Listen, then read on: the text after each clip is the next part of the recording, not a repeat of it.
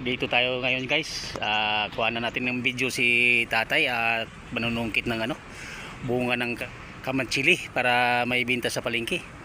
So guys, ito na si tatay, sinisitap na niya yung niya, yung panungkit. Ba't ngayon ka lang, tay? Ba't ngayon ka lang nanungkit?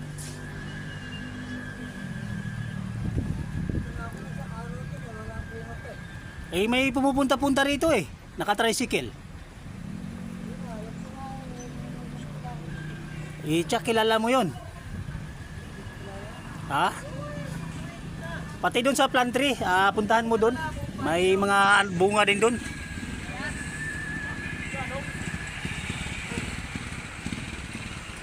Eh, ano.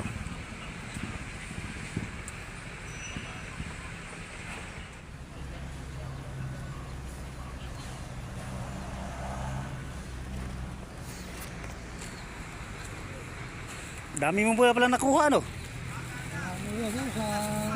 pulo. Sa pulo. Magkanong kilo ngayon yan? Eh, kilo, 350 sa kilo nito. Aba, taas ngayon 350.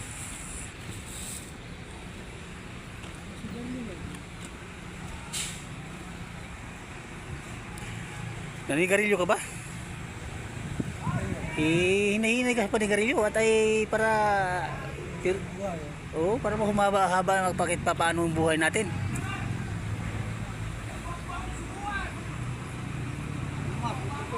Ito lang yung hanap buhay ni tatay guys. Pag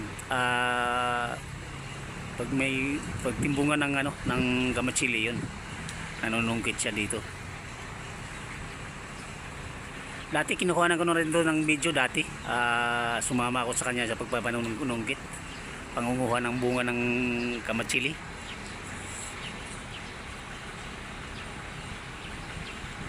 Mahal din pala ngayon ng ang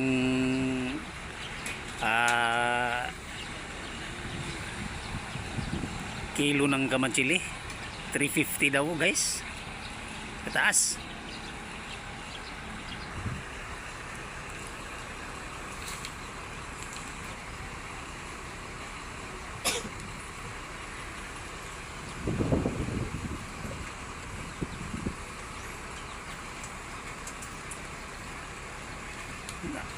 Ang haba ng panungkit ni tatay guys, oh.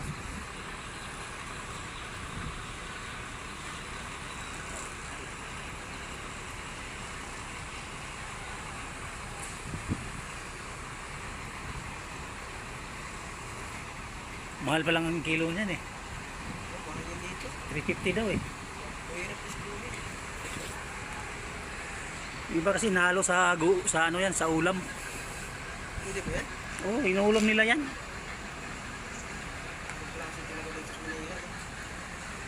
Sa gulay, hinalo nila.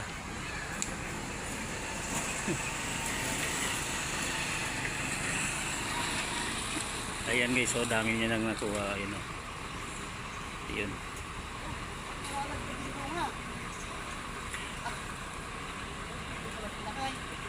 Buti hindi nahulog. Buti hindi nahulog, nalaglag lang.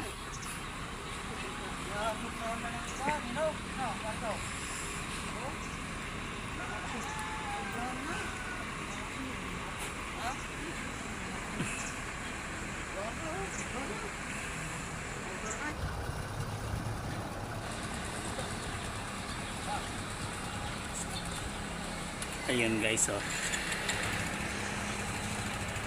Ayun kasama ko guys, yun ang driver namin. 350 sa kilo. Mahal parang tanso.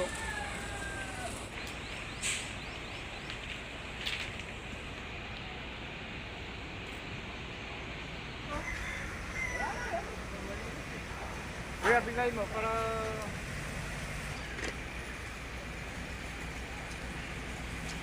350 nga daw isang kilo eh. ha? 350. 350?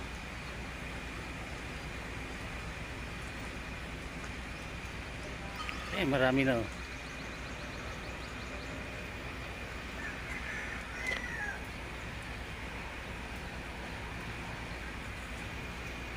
Dami na nakuha, mga 2 kilo na siguro yan. 1 kilo mahigit.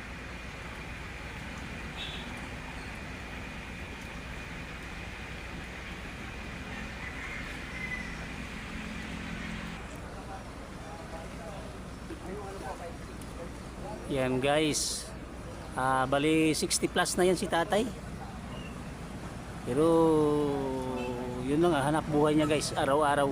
Habang may bunga pa yung mga kamantsili, yun ang ginagawa niya. Kaya kawawa nga eh. Sa ganung edad niya dapat hindi na siya magtatrabaho at ang mga anak na lang mag-ano si kaso sa kanya. Yung apo pa nga daw niya nasa kanila.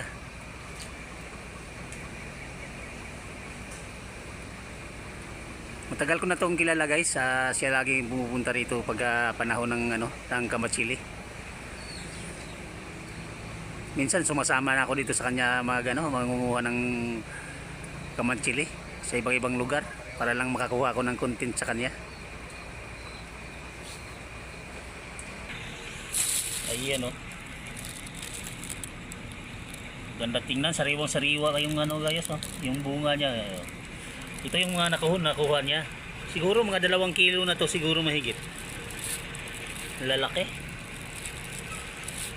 Dito guys sa Bulacan guys, sa Maynila, hinalo sa gulay may iba nito. Sa karni, yun. Kuha ng extension ah. Abaan mo para makuha mo yung nasa dulo, sa tuktok. At saka doon sa plantry, may kamatsili din doon, may nanunungkit din oh, yung naka-tricycle. Puntahan mo rin doon, yun oh, yung doon oh.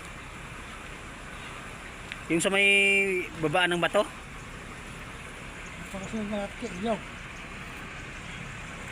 Oo, nung nakarang araw may nung siguro mga 3 araw na siguro ngayon.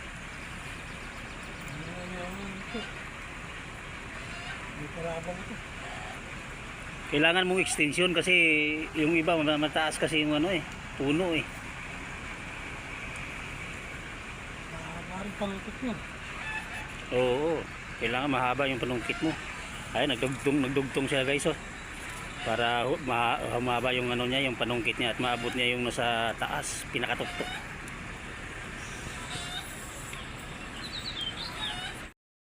Ayan guys, abot na niya yung matataas na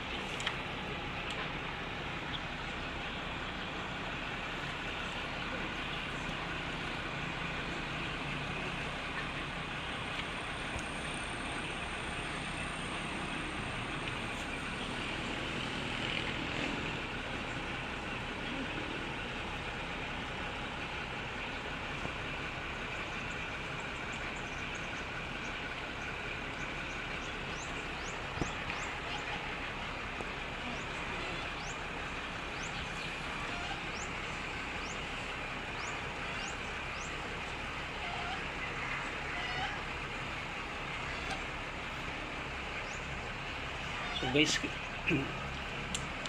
umaambon-ambon pa guys.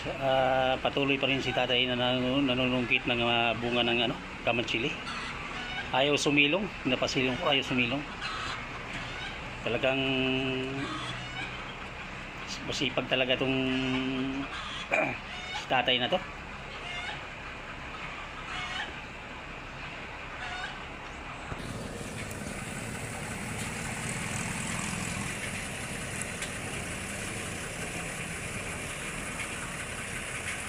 Ayan guys, ang laki oh.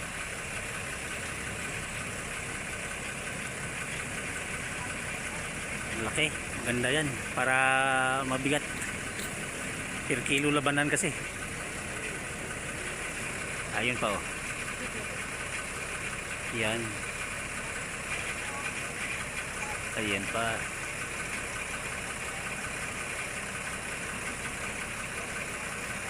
Malaking tulong yan kay tatay guys.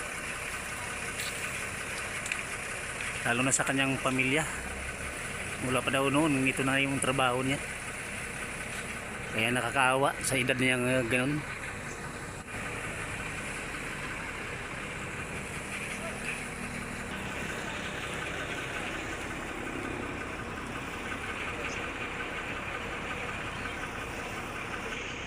Patuloy pa rin siyang nanunungkit ng mga bunga ng kamatsili.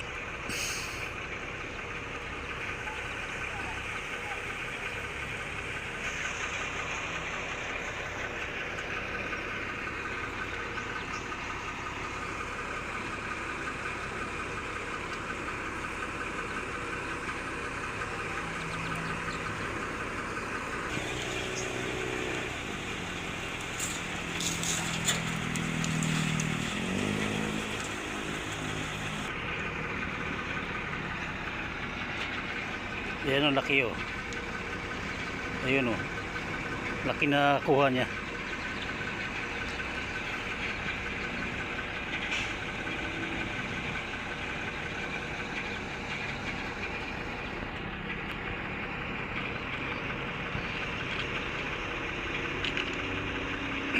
Yan.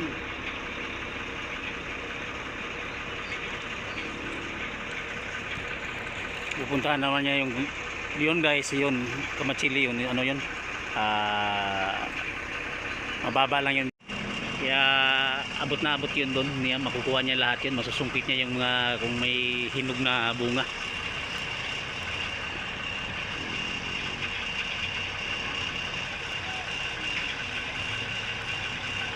Marami pa yung pupuntahan niya guys doon sa kabilang ano, side sa amin, na maraming puno doon, mga 4 na puno na malalaki.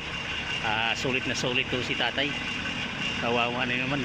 Sana makarami siya para may binta niya at may iuwi niya sa pamilya niya.